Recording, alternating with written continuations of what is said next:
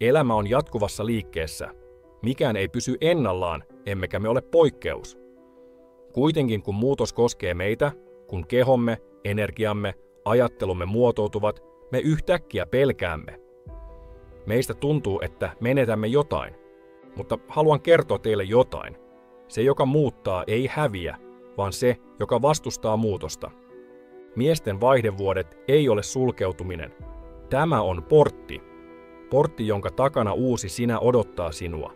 Vahvempi, viisaampi, tietoisempi versio sinusta, joka pystyy ylittämään menneisyyden sotkeutumiset ja muokkaamaan aktiivisesti tulevaisuuttasi. Monet ihmiset pelkäävät astua sisään tästä portista, koska he uskovat tuntemattoman olevan vaarallista. Mutta ajattele sitä, elämäsi parhaat hetket eivät syntyneet, kun kaikki oli mukavaa ja ennustettavaa. Mutta kun uskalsit astua pois mukavuusalueeltasi, kun kokeilit uusia asioita, kun tärkeintä ei ollut se, mitä menetit, vaan se, mitä voit saavuttaa. Suurin virhe, jonka voit tehdä, on pitää kiinni menneisyydestä, kun elämäsi menee eteenpäin. Jos katsot aina taaksepäin, millainen olit 20 tai 30 vuotta sitten, et edes ymmärrä, kuinka paljon potentiaalia tulevissa vuosissa on. Tämä ei tarkoita, etteikö sinun pitäisi kunnioittaa sitä, joka olit kerran. Mutta on aika kunnioittaa myös uutta itseäsi. Miesten vaihdevuodet ei ole rangaistus, vaan mahdollisuus tulla parhaaksi versioksi itsestäsi nyt, tässä elämänvaiheessa. Ajattele tätä ajanjaksoa uutena vaiheena harjoitussuunnitelmassa. Lihakset kasvavat vain, jos haastat niitä jatkuvasti. Jos teet aina samoja harjoituksia, pysähdyt hetken kuluttua. Sama pätee elämääsi. Jos pidät aina kiinni samoista ajatuksista, jos katsot aina menneisyyteen, et edisty. Vaihdevuodet tuo juuri tämän uuden haasteen sinulle. Sinun ei tarvitse katsoa taaksepäin, sinun on katsottava eteenpäin. Monet ihmiset sanovat, mutta en ole enää sama. Ja he ovat oikeassa, et ole sama. Mutta se ei ole huono asia. Sinulla on nyt kokemusta, viisautta ja itsetuntemusta, jota ei ollut nuoruudessasi. Kysymys ei ole siitä, voitko saada vanhan itsesi takaisin. Kysymys kuuluu, oletko valmis tutustumaan uuteen, vahvempaan, tietoisempaan mieheen, josta voit tulla. Muutos ei tarkoita, että menetät jotain. Muutos tarkoittaa sen löytämistä, mikä on piilossa sisälläsi. Kuvittele, että elämäsi on laiva, joka purjehtii merellä. Jos katsot aina taaksepäin, et koskaan näe uusia rantoja, uusia mahdollisuuksia. Mutta jos katsot eteenpäin, jos päästät irti menneisyyden purjeista, edessäsi voi avautua kokonaan uusi maailma. Tämä muutos ei tapahdu yhdessä yössä. Se on prosessi, ja jokainen suuri muutos alkaa päätöksestä. Kysymys kuuluu, oletko valmis tekemään tämän päätöksen? Oletko valmis luopumaan vanhoista malleista ja etsimään uusia mahdollisuuksia? Oletko valmis ajattelemaan itsestäsi toisin? Koska muutos on väistämätön, mutta se, mitä teet siitä, on sinun. Jotta voit todella hallita omaa elämääsi, sinun on ensin ymmärrettävä, mitä sinulle tapahtuu. Monet ihmiset pelkäävät muutosta, koska he eivät ymmärrä, mitä heidän kehossaan ja mielessään tapahtuu. Mutta jos tulet tietoiseksi prosesseista, olet jo etulyöntiasemassa. Miesten vaihdevuodet, joka tunnetaan myös nimellä andropaussi, ei ole äkillinen tapahtuma. Tämä on asteittainen muutos, joka tapahtuu vuosikymmenten aikana.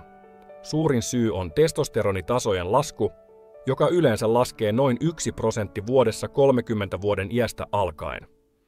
Tämä on hidas prosessi, mutta kun se saavuttaa 45-50-vuotiaana sen pisteen, että sillä on jo havaittavia vaikutuksia, monet miehet kokevat sen yllätyksenä.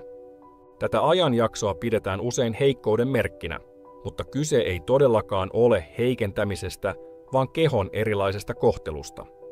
Mitä muutoksia voit huomata? Laskevat energiatasot, huomaat, että olet uupunut päivän päätteeksi, etkä sinulla ole sitä voimaa, joka oli luonnollista ennen. Lihasten menetys ja hitaampi aineenvaihdunta. Jos et kiinnitä huomiota, lihaksesi alkavat hajota ja ylimääräinen rasva varastoituu helpommin.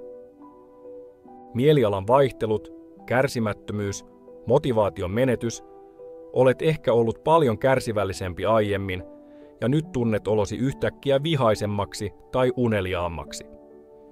Unihäiriöt ja heikentynyt libido, unen laatu voi muuttua ja seksuaalinen halu saattaa myös heikentyä. Nämä oireet eivät kuitenkaan tarkoita tuomiopäivää. Itse asiassa, jos hallitset niitä tietoisesti, voit pitää kehosi toiminnot täysin hallinnassa.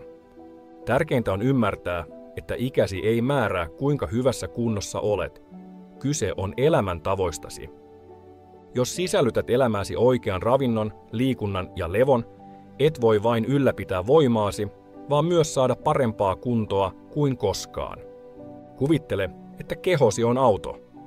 Kun olit nuorempi, se toimi ilman ongelmia, jopa halvimmalla bensiinillä.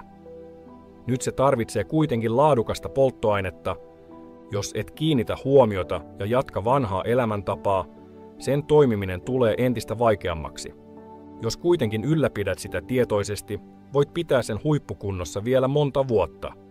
Kysymys ei siis ole siitä, voitko välttää tämän ajanjakson. Näin käsittelet sitä.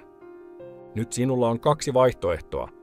Antaudut muutoksille, annat niiden hallita sinua, hyväksyt väsymyksen, hidastetun aineenvaihdunnan, kasvavan painon ja sanot, tämä on elämän järjestys. Tietoisesti työskennellä itsesi kanssa.